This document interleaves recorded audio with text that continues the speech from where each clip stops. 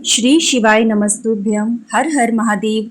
छत्तीसगढ़ राज्य की भिलाई में गुरुजी पंडित प्रदीप मिश्रा जी के द्वारा 7 दिवसीय शिव महापुराण कथा 30 जुलाई से शुरू हो गई है, जो कि आप आस्था चैनल के माध्यम से यूट्यूब पर 1 से 4 बजे तक देख सकते हैं।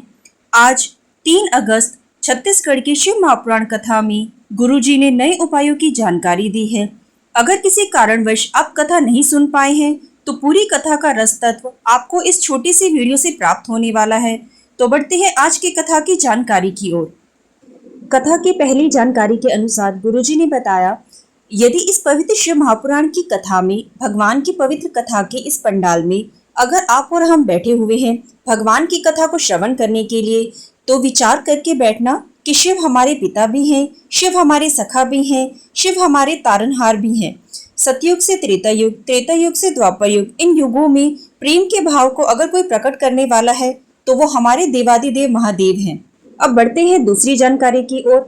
गुरुजी ने बताया है कि जहाँ प्रेम पूर्ण विराम की ओर जाए, जिससे प्रेम होता है, स्नेह होता है, उसका अपमान सहन नहीं होता। तीसरी जानकारी में गुरुजी ने बताया कि जबरदस्ती किसी को मंदिर नहीं ले जाया जा सकता, जबरदस्ती किसी को पंडाल में नहीं ले जाया जा सकता। प्रेम और स्नेह भी जबरदस्ती नहीं हो सकता। जब हम भीतर की मस्ती में भगवान शिव का गुणगान करते हैं, भगवान शिव का स्मरण करते हैं, भगवान का भजन करते हैं, भगवान शिव की मस्ती में डूबने लगते हैं, तब हमारा शंकर हमें वो हस्ती बना देता है जो दुनिया में कोई एक दो ही हो पाते हैं। ये भगवान शंकर की अविरल मस्ती का आनंद है। अब बढ़ते हैं चौथी जानकारी की ओर। गुरुजी ने बताया है कि 3 चीजें हैं। पहले नंबर पर है शिक्षा, जो हम स्कूल में, कॉलेज में अच्छे टीचर्स के पास से ग्रहण करते हैं। वो शिक्षा हमें जीने का सही तरीका सिखाती है, एक अच्छी कुर्सी तक भी पहुंचा देती है। दूसरे नंबर पर है धन, पैसा, जो आपको गाड़ी भी दिला सकता है, बंगला भी दिला सकता है। तीसरे नंबर पर है संस्कार, श्रेष्ठ संस्कार अगर आपने ग्रहण किए हैं तो आपने जो शिक्षा ग्रहण करी है, आपके पास में जो धन आया है, शिक्षा और धन के साथ अगर संस्कार का मिश्रण हो जाता है तो आप जगत की वो पुरुष और स्त्री बन जाते हो जो जीते जी भी पूजे जाओगे और मरने के बाद भी पूजे जाओगे। श्रेष्ठ संस्कार एक बल प्रदान करते हैं, एक ऊर्जा प्रदान करते हैं।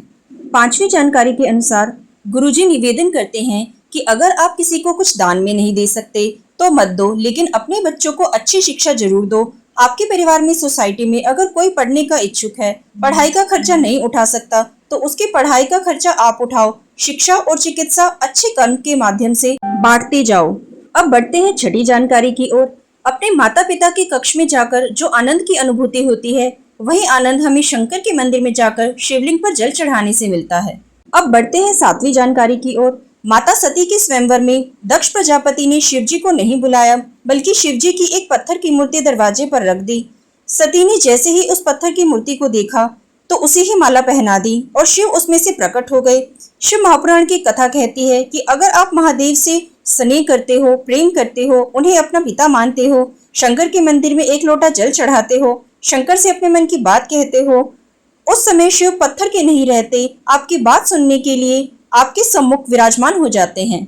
8वीं जानकारी के अनुसार दुनिया जिसको छोड़ देती है, जो किसी काम के नहीं होते, शंकर जी उन्हें भी स्वीकार करते हैं, जैसे धतूरा, कनेर का फूल, राख। जैसे चंद्रदेव जब बीमार पड़ गए, पूरा शरीर गल गया, देवता ने भी उनसे दूरी बना ली, तब भगवान शिव ने चंद्र को भी स्वीकार किया। 9वीं जानकारी के अनुसार माता पिता गुरु के लिए गुरुजी ने कहा है कि उन्हें सबके लिए समदृष्टि रखनी चाहिए।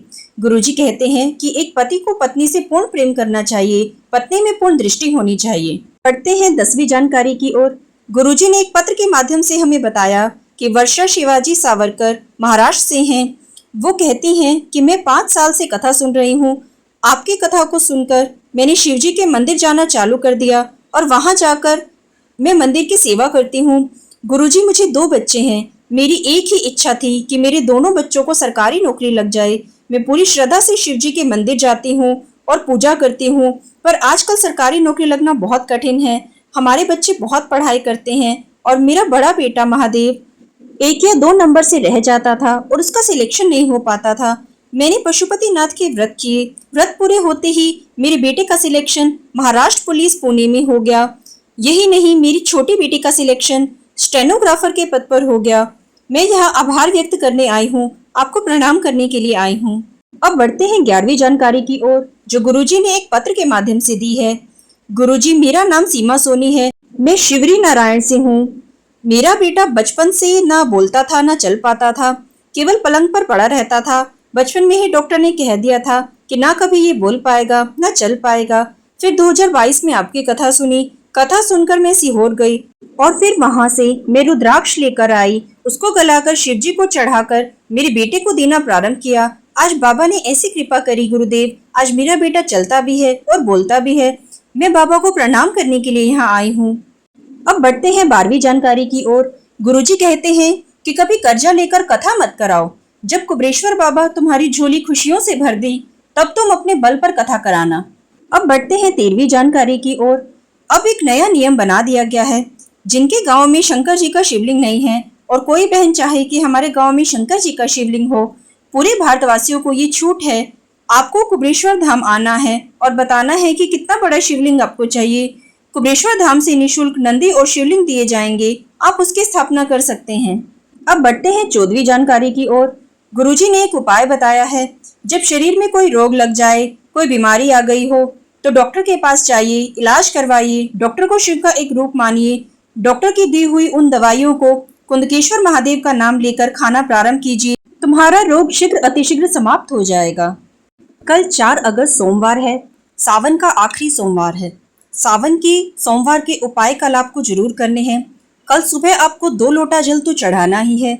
उसके साथ साथ दोपहर को आपने बेलपत्र के वृक्ष के नीचे एक चावल का दाना चढ़ाना है और बेलपत्र के वृक्ष की परिक्रमा करनी है। 7, 11 या 21 जितनी परिक्रमा आपसे हो सके उतनी आप करें। सोमवार शाम को आपने 2 दीपक घी के जलाने हैं। एक घी का दीपक आपने शिवलिंग के आगे रखना है, जो गोल बाती का होना चाहिए, और दूसरा दीपक आपने लंबी बाती का बनाना है, जो आपने बेलपत्र के वृक्ष के नीचे रखना है। जब आप दीपक प्रज्वलित करें तो श्री शिवाय नमस्तुभ्यम बोले। सावन का आखिरी सोमवार है। अगर अब तक आपने ये उपाय नहीं किए हैं तो इन उपायों को कल जरूर कीजिए। अगर आपको वीडियो अच्छी लगी हो तो वीडियो को लाइक करें, सब्सक्राइब करना ना भूलें। श्री शिवाय नमस्तुभ्यम। हर हर महादेव।